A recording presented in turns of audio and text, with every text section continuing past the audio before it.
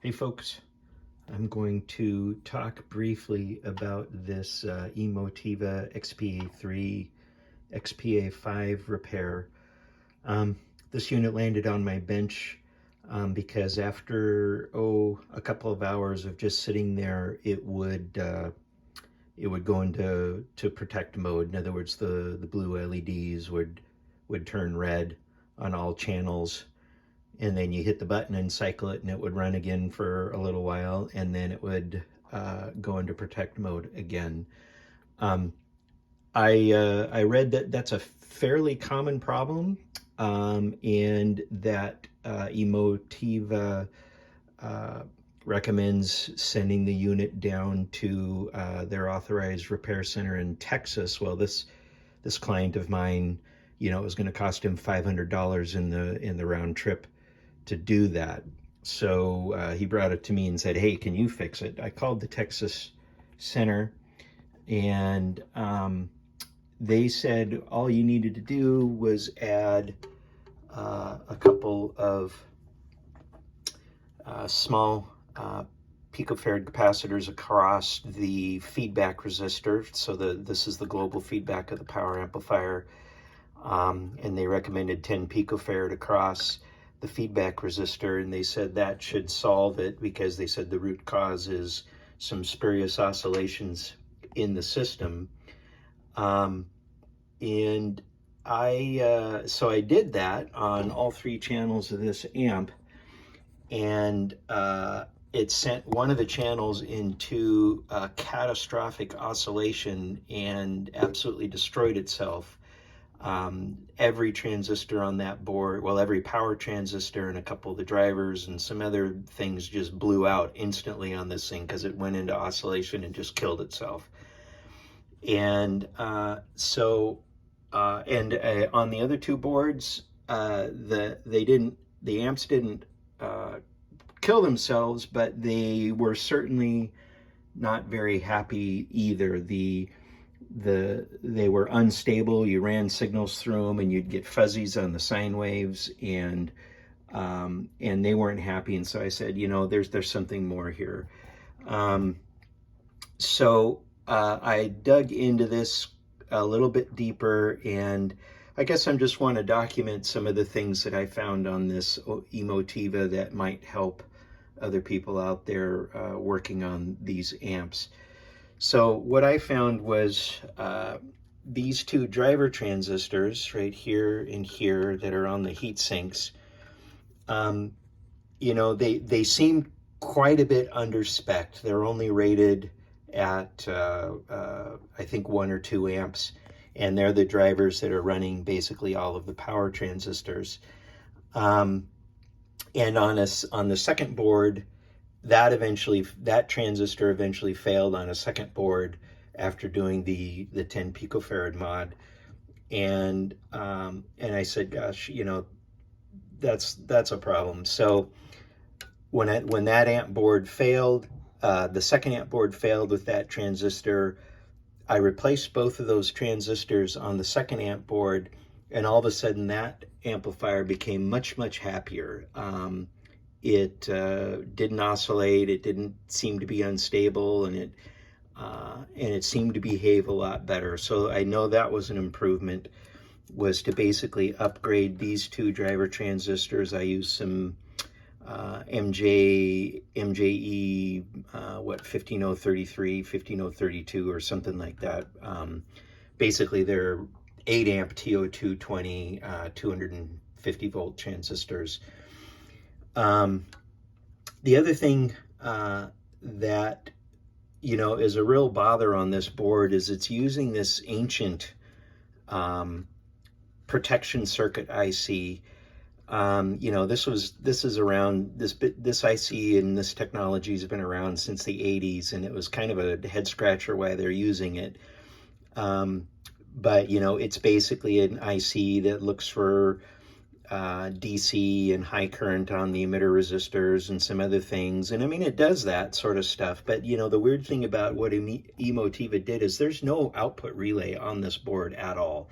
So when the amp fails, it just sends all that DC right out to your speakers. That protection IC attempts to shut down the system, but there's enough charge stored in these caps that it just cooks and cooks and cooks, which is basically what happened to my board. Is that once it failed, there's still so much juice left in those caps that it just cooks and cooks and cooks, and it sends all that DC out to your speakers. So I mean, I think that's a pretty glaring design flaw in the Emotiva, that there is no speaker protection at all when there's a system failure.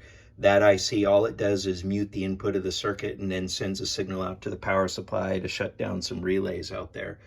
Oh yeah, all of those relay clickings you hear when you're turning on the amp, that's not protection, out speaker protection relays. That's just the power supply deciding what input voltage it has and then firing up the circuit, firing up the transformer.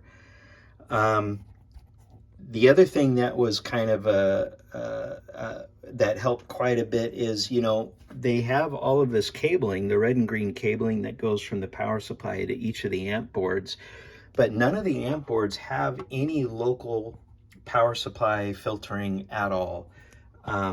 Literally, the wires come into the board, they go to the amplifier circuit. So, any sort of like high frequency transient oscillation on one board, there's nothing to prevent that from going through the power system cabling there and affecting the other boards. And I saw a lot of that is when one board would kind of go unstable and act funky, it would affect the other two boards as well. So one of the things I did is I said, all right, well, I'm going to add some local power supply filtering onto each board, and that's what I did there. You can see with the two blue caps, it's just a 100 microfarad, 100 volt sitting across the positive and negative rail as it goes right into the board.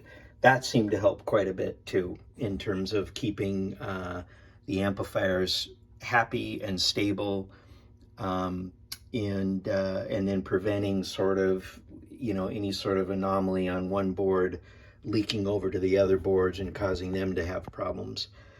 The other thing is there is no power supply fusing. So I patched in these power supply fuses.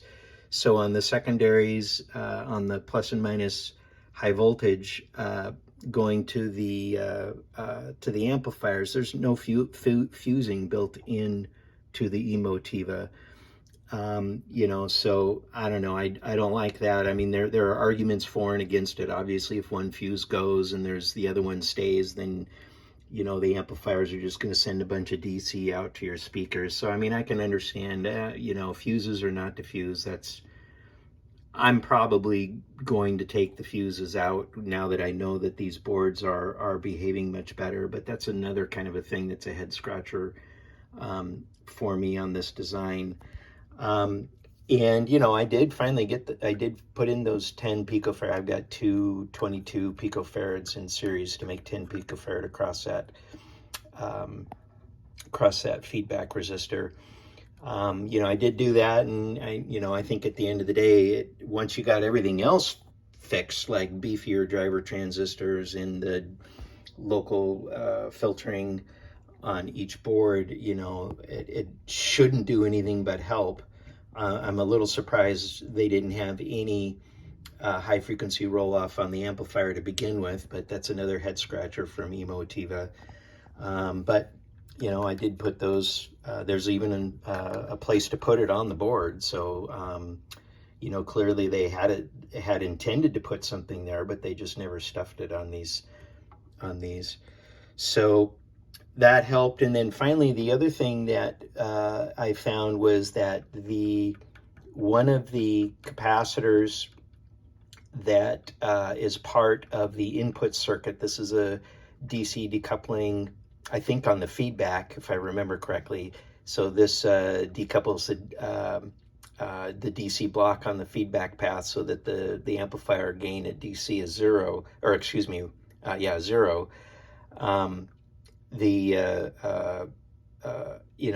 That capacitor was kind of a poor quality and just kind of an odd capacitor considering the other rest of the capacitors in the system are fairly decent quality, but that one was kind of a poor quality, and so I replaced those, and that seemed to help a little bit. All in all, I think I got this Emotiva up and running, and I think it's more stable than it was before. I think it's going to be happier than it was before. I had to completely rebuild this center channel because it just completely destroyed itself. All the emitter resistors, all the transistors, the drivers, they just went poof. But I got that all fixed up and ready to go. The other thing that bothers me about this Emotiva is there is no trim for the bias setting. There is no trim for DC offset. And so, the bias varies quite a bit from board to board. One of these runs a little warmer than the other because the bias is a little hotter than the other. And I mean, there should be a bias trim on any modern high-end amplifier. Maybe not, I don't know. I'm used to working on vintage gear. And there's no DC offset trim either. This amplifier, all three of these channels run about 20 millivolts of DC offset right at the output. Not a big deal, but it's kind of a big deal. Anyway, I got this up and running. I'm going to put it all together now. I'm pretty happy that it's leaving my possession more solid than it came to me. It's been a very long and tortured path to get there, but hopefully this video finds its way into other people's hands who are struggling with this Emotiva. So in summary, put that 10 picofarad in there, but don't do it by itself, because like I said, it made one of these just go completely ape crap unstable and blow itself up. I would do that. I would replace the two driver transistors with something much beefier.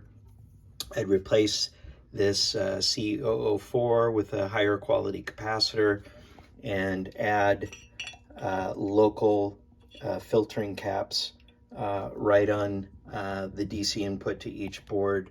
And I think that goes a long way towards making these Emotivas a little more stable. All right, have fun.